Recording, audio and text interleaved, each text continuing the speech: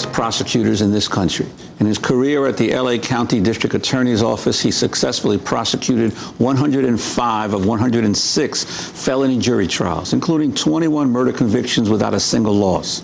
Alan Dershowitz calls him as good a prosecutor as there ever was, and the legendary F. Lee Bailey calls him the quintessential prosecutor. His most famous trial, the Charles Manson case, became the basis of his classic book, Helter Skelter, the biggest selling true crime book in publishing history. Two of his other books, And the Sea Will Tell and Outrage, also reached #1 on the New York Times bestseller list. Today, we're joined by the renowned lawyer and author Vincent Bugliosi. His latest book is just published. It's called The Prosecution of George W. Bush for Murder. He joins us from Los Angeles. Welcome to Democracy Now! Amy and Juan, I'm very happy to be on the show. I was told we'd have about 40, 45 minutes. Now I'm told 20 minutes, so I'm going to have to make my answers very, very, very quick, unfortunately, and I don't think that we're going to be able to get into too much, but I was hoping we'd have a long time to talk about. Well, why don't we start off by you just laying out your case and how you arrived at this argument, decided to write this book?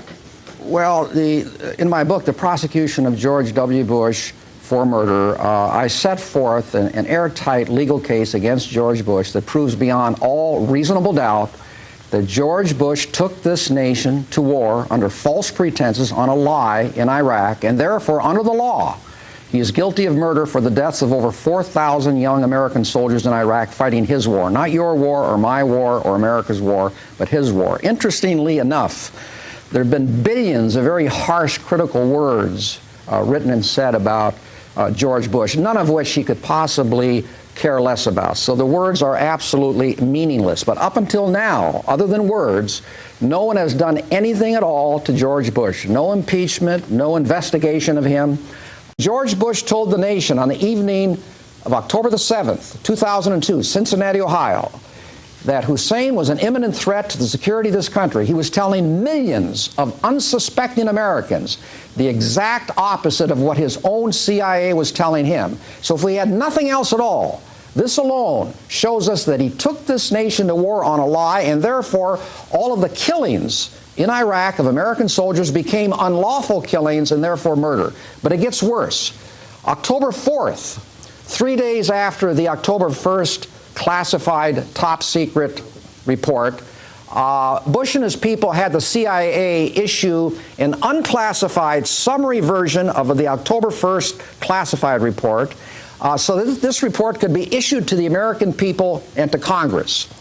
And this report came to be known as the White Paper. And in this White Paper, the conclusion of U.S. intelligence that Hussein was not an imminent threat to the security of this country was completely deleted from the White Paper. Every single one of these all-important words were taken out. And the question I have is how evil, how perverse, how sick, how criminal can George Bush and his people be? And yet, up to this point, unbelievably, and there's no other word for it, he's gotten by with all of this. I'll touch upon another piece of evidence. January 31st, 2003. By the way, you've all heard of the Downing Street memo, got a lot of attention. If I prosecuted Bush, that would be a very insignificant part of the case because it's ambiguous. This is the Manning memo that seems to have gone over the head of everyone. It's 100 times more important than the Downing Street memo. January 31st, 2003, George Bush and Prime Minister Tony Blair met in the Oval Office with 6 of their top aides, including Condoleezza Rice, the National Security Advisor for Bush, and Blair's chief foreign policy advisor, David Manning. Now, 2 months later, they go to war because, they say, Hussein had weapons of mass destruction, and they had to go in there and disarm Hussein and these weapons of mass destruction. After the meeting, Manning prepares a 5-page memo stamped extremely sensitive in which he summarizes what was said at the meeting. And Manning writes that Bush and Blair expressed their doubts that any weapons of mass destruction would ever be found in Iraq, although 2 months later they went there because they said they had the weapons and we had to disarm them. But it gets much, much, much worse. Manning wrote that Bush was so worried, so upset over the failure of the UN inspectors to find weapons of mass destruction, that he talked about 3 ways to, quote, provoke a confrontation with Hussein, one of which, Bush said, was to, quote, fly U-2 aircraft, reconnaissance aircraft, over Iraq, falsely painted in United Nations colors.